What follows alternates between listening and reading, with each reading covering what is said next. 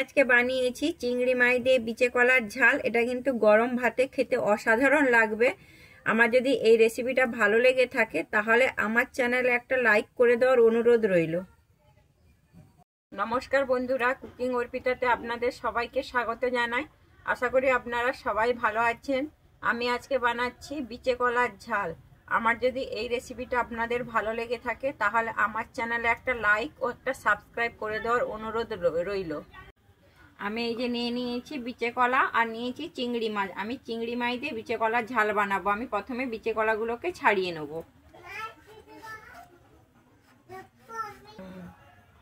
আমি বিচে কলাটা এইভাবে ছাড়িয়ে নিয়েছি, এবার আমি কেটে নিচ্ছি।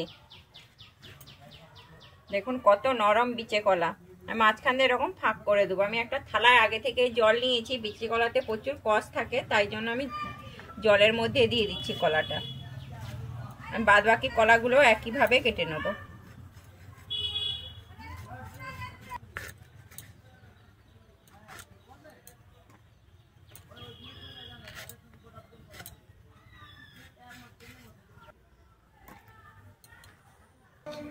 আমি সমস্ত বিচে কলাগুলো কেটে নিলাম। আমি ওই বিচে কলা ঝালের জন্য এখানে আমি মশলা নিয়েছি। আমি এখানে নিয়েছি কালো সর্ষে নিয়েছি 1 চামচ, জিরে নিয়েছি 1 চামচ, আর নিয়েছি একটা কুচানো পেঁয়াজ, আর নিয়েছি আমি 5 টাকা। ঝালটা আপনারা আপনাদের পরিমাণ অনুযায়ী খাবেন। আমি এবারে এগুলোকে সব একসঙ্গে শিলে বেটে নেব। আমি উনুনে কড়া বসিয়ে দিয়েছি। আমি কড়াইতে জল দিয়ে দিয়েছি। আমার জলটা গরম হয়ে গেছে। আমি জলের মধ্যে দিয়ে দিচ্ছি এবারে হলুদ। যেহেতু বিচে কলাতে কষ থাকে তাই জন্য আমি হলুদটা দিয়ে দিচ্ছি। এবারে আমি দিয়ে দিচ্ছি কেটে রাখা বিচে কলাগুলো।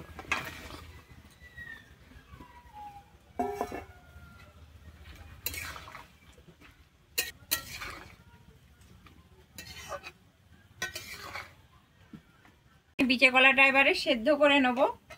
আমি তাই এখানে ঢেকে দিচ্ছি 2-3 মিনিটের জন্য। আমার 3 মিনিট হয়ে গেছে। আমি ঢাকনাটা খুলে দেখছি। আমার কলাটা কিন্তু সেদ্ধ হয়ে গেছে। এই যে দেখুন জলটা দেখুন কিরকম কালো হয়েছে। বিচে কলাতে প্রচুর কষ থাকে। আমি এবারে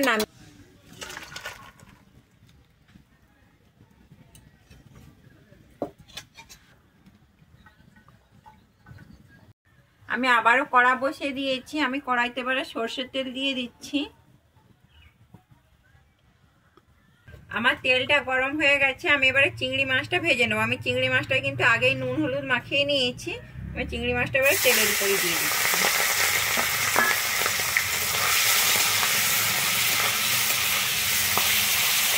চিংড়ি মাছটা কিন্তু বেশি আমি লাল করে ভাজবো না, মোটামুটি হালকা করে আমি ভেজে নেবো।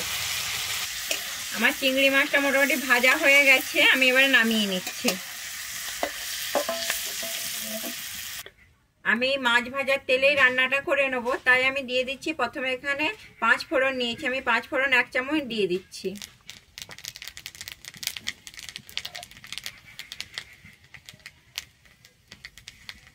আমার 5 ফোড়নটা ভাজা হয়ে গেছে। এবারে আমি একটা টমেটো নিয়েছি, টমেটোটা কেটে নিয়েছি, টমেটোটা দিয়ে দিচ্ছি।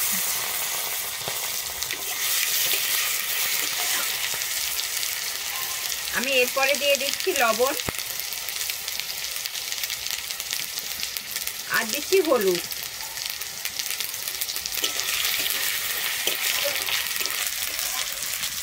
আমার টমেটোটা মিডিয়াম সাইজের ভাজা হয়েছে। আমি এখানে টমেটোটা কিন্তু একদম গলিয়ে দেবো না।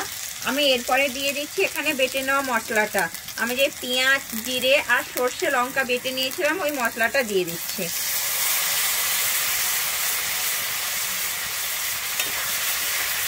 আমি মশলাটা দিয়ে কিন্তু আমি মশলাটাকে ভালোভাবে কিন্তু আমি এখানে কষিয়ে নেব, যাতে মশলার কাঁচা গন্ধটা চলে যায়।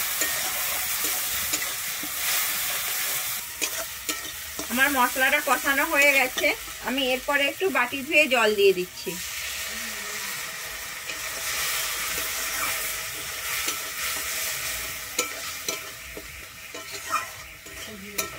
আমার মশলাটা কিন্তু খুব সুন্দর কষানো হয়ে গেছে। মশলা থেকে তেল ছেড়ে দিয়েছে। এরপরে আমি দিয়ে দিচ্ছি সেদ্ধ করে রাখা বিচে কলাগুলো। আমি কিন্তু বিচে কলার জলটা ফেলে দিয়েছি, ওইটার কোনো কাজে লাগবে না। আমি বিচে কলাটা দিয়ে কিন্তু এবারে একটু ভালোভাবে কষিয়ে নেব।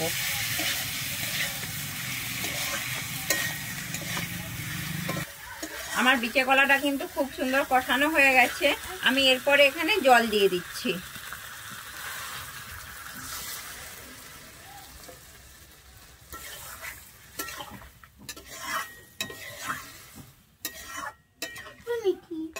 আমি এরপরে দিয়ে দিচ্ছি এখানে ভেজে নেওয়া চিংড়ি মাছগুলো।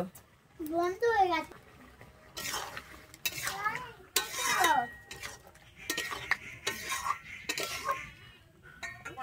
আমি এরপরে এখানে ঢেকে দিচ্ছি 2 থেকে 3 মিনিটের জন্য। আমার 3 মিনিট হয়ে গেছে, আমি ঢাকনাটা খুলে দেখে নিচ্ছি। আমি যে জলটা দিয়েছিলাম, আমার জলটা কিন্তু খুব সুন্দর মাখো মাখো হয়ে গেছে। বিচা কলার ঝালে কিন্তু বেশি জল একবারেই ভালো লাগে না। আমি এবারে নামিয়ে নেব।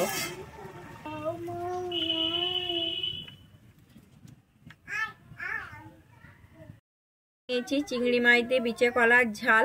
ভালো লেগে থাকে তাহলে আমার চ্যানেলে লাইক, শেয়ার, কমেন্ট ও সাবস্ক্রাইব করে দেওয়ার অনুরোধ রইল।